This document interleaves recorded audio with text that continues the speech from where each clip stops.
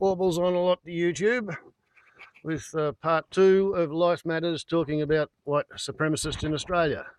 Community level, are there things that we can do every day to, I guess, raise the safety level?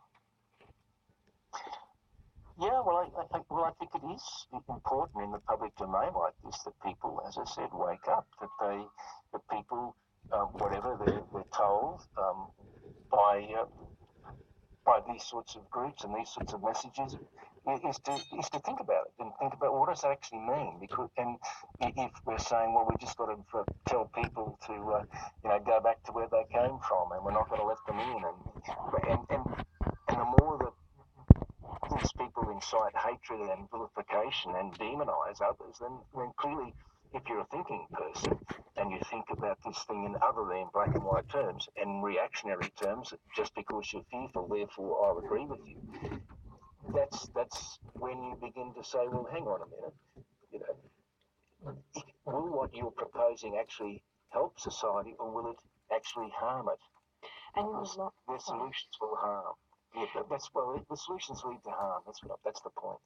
I'm wondering too about your thoughts about the long term. We've seen reports today of security officials saying that we've got an inconsistent approach across law enforcement agencies in Australia in dealing with right-wing extremist groups. What could we do better there? Well, yeah, it's unbalanced. As I said, the bulk of the money goes to terrorism because that's been the flavour of the month. But that's, I've always had the view that the sleeping giant here has been right-wing extremism. And now we're obviously seeing some of it coming to fruition, which is tragic, and I'm really quite sad that prediction is bearing out. Well, they need to invest money at the front end because it's all at the back end. I mean, there's a lot of tools out there for what I call risk assessment when you're looking at, they're notified about someone who's planning something, or they've gone and bought a gun, or they may have been spruiking in a public place about their hatred of Muslims and so forth, or jihadists talking about their hatred of Westerners.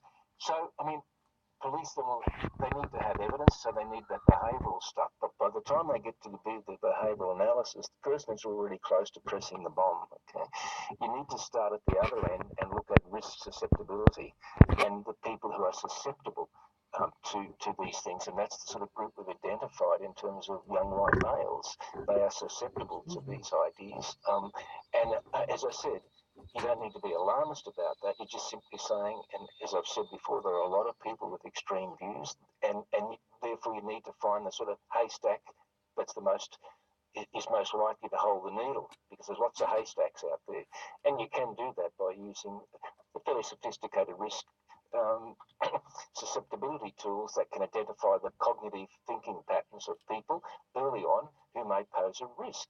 And if they do, then obviously you do the usual police thing and surveillance and look for evidence that they might be planning something, and you'll pick them up sooner. But as I said, 90% of people will never do anything with their extreme beliefs. They'll just, be a lot of hot air and a lot of letting off steam. But a few will go on. It's very hard to catch the needle in the haystack, but you can do a lot to dissuade people from actually joining the haystack in the first place.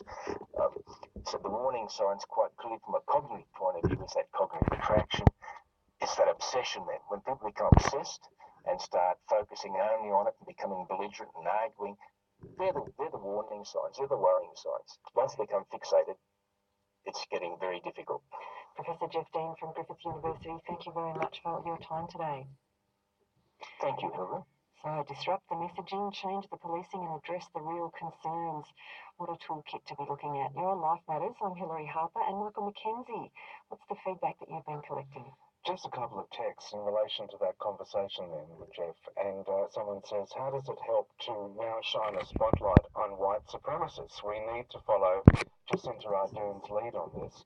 And someone else said, there's a couple more coming in now. Last week's incident in Christchurch is more properly described as a massacre, referring to the circumstances as attacks is simply inaccurate.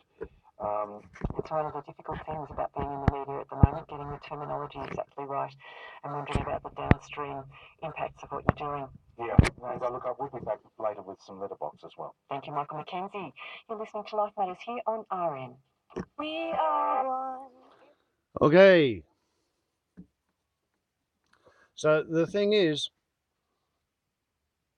you Christian supremacists, extremists, your white nation extremists, your right-wing extremists, and your Islamophobic extremists vote for every party. I would like to say that they vote for every party except the Australian Greens, but I'm pretty sure there's probably some extreme Christian greenies, and there's some extreme Islamophobic greenies, and there's some extreme white nationalist greenies. They're out there.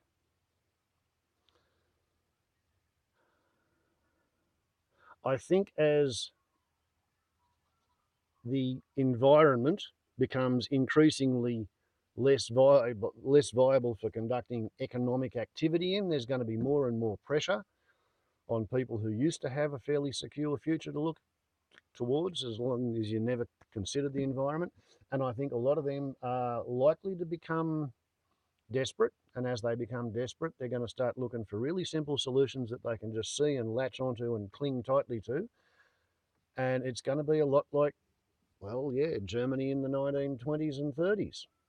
The middle class lose their savings, and when the housing boom bursts, when the bubble breaks, that's going to be the situation there, because all of those middle class suburban yuppies and norms, even the dinks, the double income, no kids types, they're going to be stuck with more debts than they have assets, because they've paid absolute bloody top dollar for their little quarter acre with a McMansion on it, or their unit in a tower probably clad with inflammable shiny aluminium planking.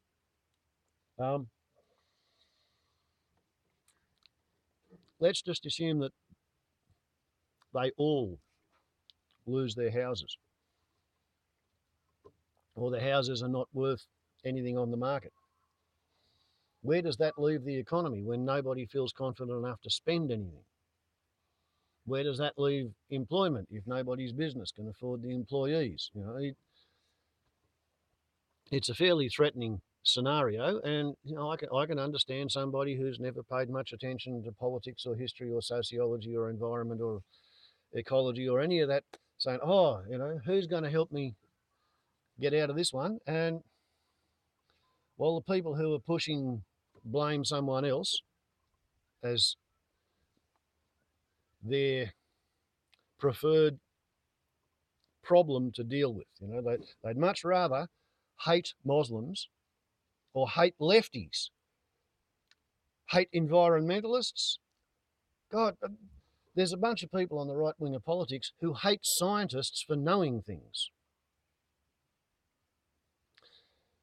If their doctor says, oh, I've looked in a microscope and you've got leukemia and you have to let me give you a lethal dose of poison that'll kill you in 36 hours, and then at the 24-hour mark, I'm going to give you the antidote and hope we can rescue you. If the doctor says that to them, they'll sit back and they'll let it happen. It's called methotrexate rescue therapy. They do it for cancer. Yet, if a different kind of a scientist says, I've looked at my thermometer and I've measured the gas in the air, and I've looked at the ice cores, and if we don't stop burning carbon for the fun of it, then the hailstones are going to kill your grandchildren. The same people who'll sit still and let doctors chop them up for what the doctor says they've seen in the test results, they won't believe the climate scientists, because that gets in the way of their economic fantasy. The idea that they've got this Ponzi scheme going where the taxes paid by their grandchildren and the profits earned on their grandchildren's labour will grow the economy to the point where they can live in the lap of luxury. Paul Keating reckons people of his generation, they should be able to get 85% of their working wages as an income to live on when they retire. And that's what he's trying to get people to contribute to the superannuation for. These people can see the shops shutting around them. they can smell the change coming in the wind. They're not as silly as the politicians who lead them think that they look. So yeah, there's fertile ground for extremism. And when the extremists they don't want a scapegoat. A lot of people use the word scapegoat, but a scapegoat is the goat that you let loose with a bell around its neck. So you can follow the scapegoat to all the other wild goats, and then you can shoot the friggin' lot of them. That's what a scapegoat is. National Parks and Wildlife Service does it with radio transponders and helicopters and semi-automatic rifles.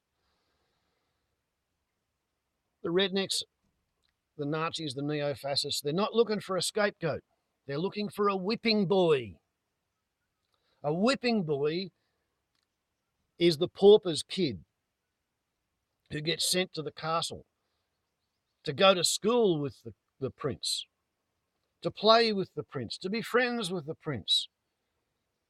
The pauper's family are on board with the deal because their kid gets fed and clothed and educated, and they probably get paid for it too.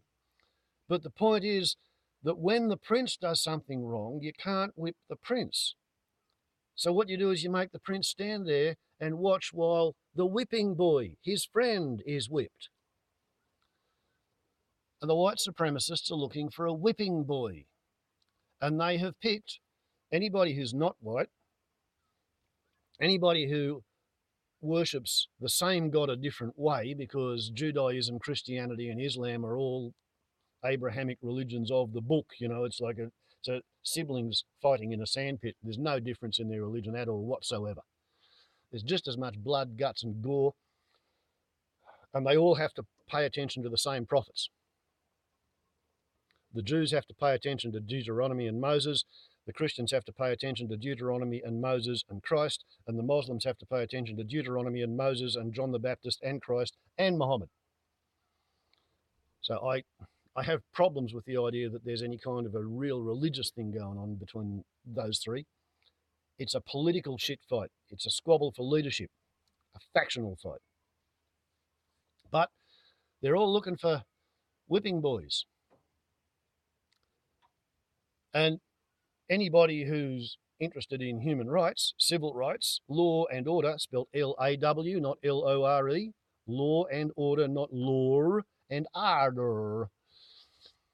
We're designated the enemy. I'm an enemy because I don't agree with the bloody white supremacists. I don't agree with the Islamophobics. I don't agree with the corrupt crony capitalist neo-fascists who want to fuck the environment for the sake of the dividends at next year's quarterly share review. The extremists are out there, and all I can say is that the lesson of history is that people like Hitler lead to disasters for their followers. Everybody who followed Hitler, cheering from 1926, 29, 31, 33 onwards, cheered like buggery in 1939. They were all, if they survived, spitting the ashes out of their mouth in 1945. Right-wing, simple-minded ideologues lead to shitty outcomes. I don't care how simple and glorious it is to think about the white race superior beings deserve to rule the world because God's on our side, Gott mit uns, the chosen race. If you're so fucking chosen and if God's so much on your side, why are you so scared of the allegedly inferior race that you have to run around and shoot them up when they're on their hands and knees praying to their God? The God of thou shalt not kill. The same God that the Christians pray to and the same God that the Jews pray to that says thou shalt not kill. Nowhere in any of that is there a special dispensation that allows you to go around killing people because a politician said so or a priest said so. Nowhere in there is any special dispensation that says God's on your side when a state of war exists, because war is a vocalization made by any primate any time they're angry enough, scared enough, or hungry enough to kill a member of their own species. All war is wrong, or all war is good. And because all war is good is an absolutely ridiculous statement, therefore all war is wrong. All war is always bad. All warriors are always on the wrong side because they are on the side of fighting and killing, and that is the side that is wrong. So everybody who died in the mosque will be well received in the afterlife. And when Brendum Tarrant dies, he's up shit creek. Warbles on a lot to YouTube. That's what I really think. Thank you for paying attention. Ciao.